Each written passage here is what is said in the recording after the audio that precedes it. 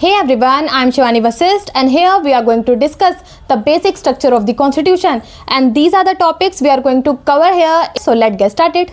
Basic structure doctrine और basic structure of the constitution. अगर आप इसे attempt करें as a 2 marks question, so basic structure doctrine is a fundamental and foundational feature of the constitution. जिसे parliament under article 368 अपनी amending powers को use करके भी इसे अमेंड नहीं कर सकता.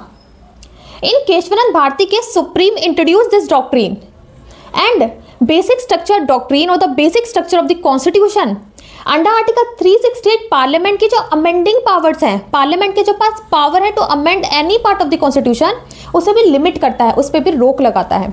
सो द क्वेश्चन इज कि आखिर सुप्रीम कोर्ट को केशवानंद भारती केस में इस डॉक्ट्रिन को इंट्रोड्यूस करने की क्या नीड थी. Why this basic structure doctrine is fundamental and foundational feature of the constitution.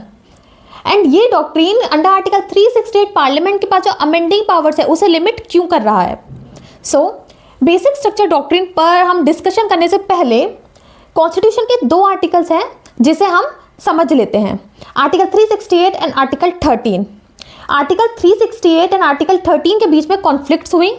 Article 368 parliament को एक पावर देता है कि वो कॉन्स्टिट्यूशन किसी भी पार्ट को अमेंड कर सकता है, including the fundamental right. Parliament under article 368 अपनी पावर्स को यूज करके हमारे फंडामेंटल राइट्स को भी अमेंड कर सकता है, हमारे फंडामेंटल राइट्स को एब्रिज कर सकता है. And article 13 is the protector of our fundamental rights.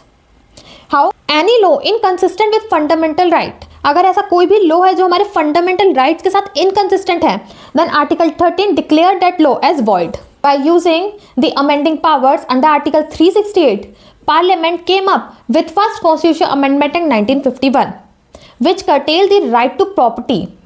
और इस अमेंडमेंट एक्ट को शंकरी प्रसाद केस 1951 में चैलेंज करता है. And the judgement of supreme court in this case is the word law in article 13 includes only ordinary law, not the constituent law. Means article 13 सिर्फ ordinary laws पे apply होगा, constitution amendments पर apply नहीं होगा. So parliament under article 368 fundamental rights को amend कर सकता है.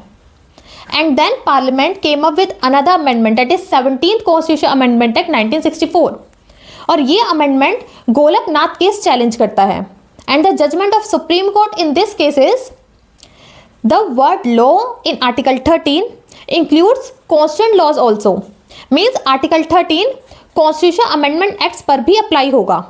And the Parliament under Article 368 cannot amend the fundamental rights.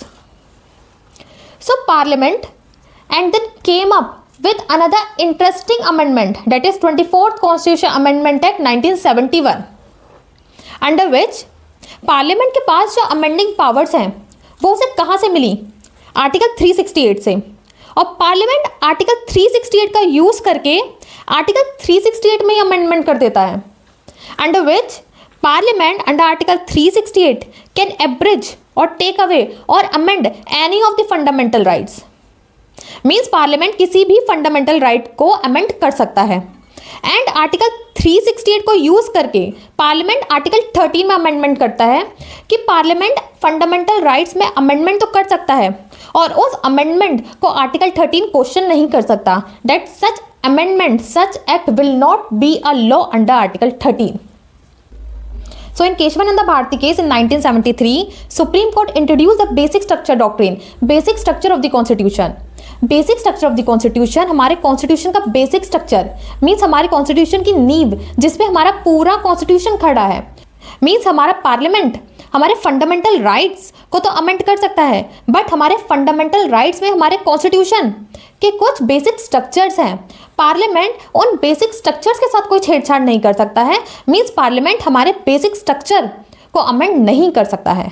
And Parliament came up with another amendment, that is 39 Constitution Amendment Act 1975, and this amendment is during the period of emergency Indira Nehru Gandhi case. और इस amendment में parliament क्या amend करता है, वो prime minister and speaker of Lok Sabha के जो election dispute हैं उन्हें आउटसाइड द जुडिशियल रिव्यू रखता है. एंड इसमें सुप्रीम कोर्ट की क्या जजमेंट होती है, supreme Court invalidate this amendment of the parliament on the basis that it excluded the judicial review, which is a basic structure of the constitution.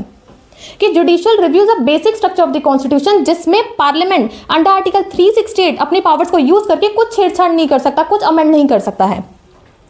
So then Parliament under Article 368 came up with another amendment, that is 42nd Constitution Amendment Act 1976, जिसमें parliament under article 368 अपनी powers को use करके article 368 को ही amend कर देता है, and said that there is no limitation on amending power of parliament under article 368. Under article 368 parliament के पास पावर है to amend any part of the constitution, and parliament article 368 में amend करके अपनी वो जो पावर्स हैं उन्हें बढ़ाता है. That there is no limitation on amending power of parliament and no amendment is question in any law. Means parliament article 368 हमारे कॉन्स्टिट्यूशन में कुछ भी अमेंड कर सकता है, और कोई भी अमेंडमेंट अगर पार्लियामेंट कर रहा है तो किसी भी लॉ एंड वो अमेंडमेंट किसी भी कोर्ट में क्वेश्चन नहीं की जाएंगी. In Minerva mill case Supreme Court invalidate this amendment of the parliament and said that it excluded the judicial review, which is a basic structure of the constitution, and parliament under article 368 using its power cannot amend it.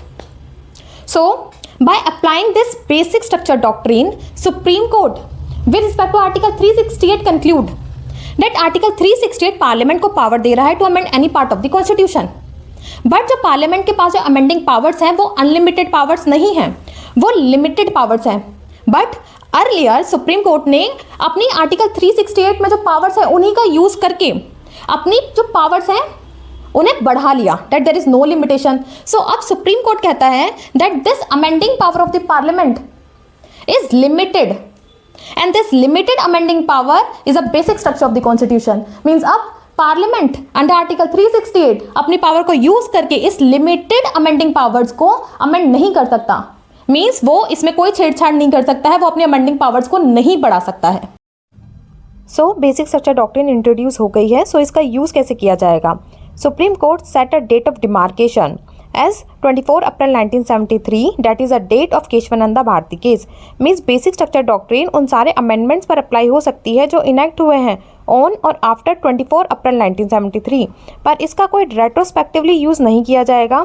मतलब कोई भी amendment 24 April 1973 से पहले अगर enact हुए हैं तो उस पर बेसिक स्ट्रक्चर डॉक्ट्रिन अप्लाई नहीं होगा. और हमें हमारे इन क्वेश्चंस के आंसर्स मिल गए होंगे that what is the need of the basic structure doctrine.